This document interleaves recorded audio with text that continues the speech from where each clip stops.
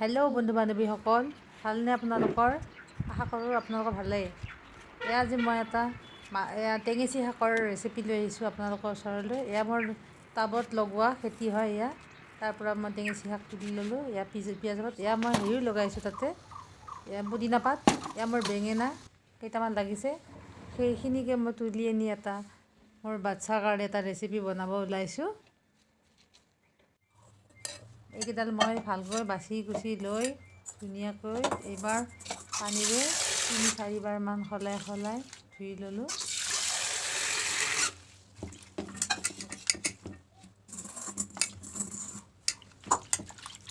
এতিয়া মই ধুই পেলাই এতিয়া মই এটা চচপেনত পানী অকণমান উতলিবলৈ দিম।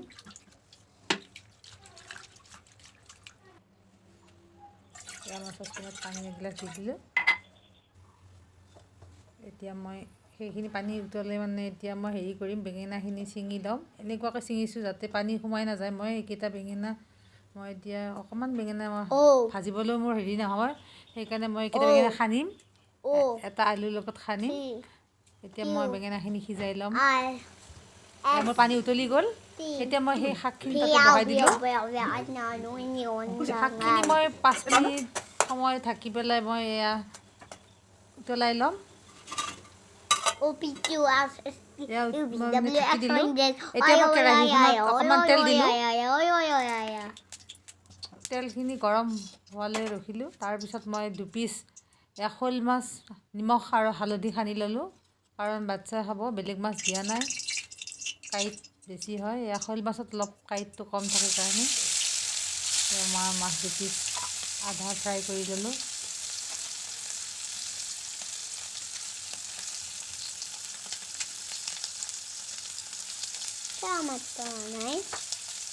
মাছখিনি মই এতিয়া এনেকৈ লুটিয়াই দিলোঁ। এতিয়া মোৰ মাছ ফ্ৰাই হ'লেই। এতিয়া মই পিঁয়াজ ল'লোঁ, আদা নহৰু পিচা অকণমান ল'লোঁ আৰু ধনিয়া পাত অকণমান কাটি ল'লোঁ। এতিয়া মই সেইখিনি তেলত মই এতিয়া পিঁয়াজখিনি দি দিলোঁ। পিঁয়াজখিনি অকণমান ৰঙচুৱা হ'লে ভাজিলোঁ। তাৰপিছত তাতে মই এতিয়া নিমখ হালধি এড কৰিম। এতিয়া নহৰু খুন্দি লোৱা নহৰুখিনি দি দিলোঁ। এতিয়া নিমখ 1/2 চামুচ, হালধি গুড়ি দি এতিয়া মই সেয়া টেঙেচি শাকৰ সিজোৱা পানীখিনি ঢালি দিম।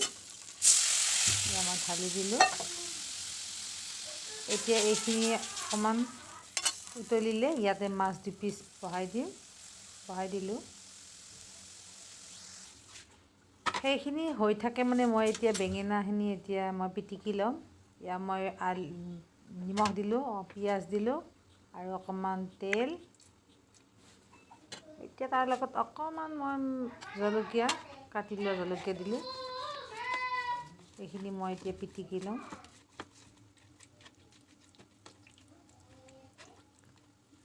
ঘৰৰ বস্তু ভালেই লাগে। ঘৰৰ যেতিয়া খেতিৰ বস্তু, কিনা বস্তুত সাৰ থাকে, ঘৰত সাৰ দিয়া নাযায়। খালি বস্তুটো হেৰি টাবৰ বস্তু ইমান বেছিও নহয়, অকণমান হয়। এতিয়া মই সানি ল'লোঁ। এতিয়া মোৰ হৈ গ'ল। এতিয়া মাছখিনিও হৈ গ'ল। এতিয়া মই এটা বাটিত মই এইখিনি লৈ লওঁ।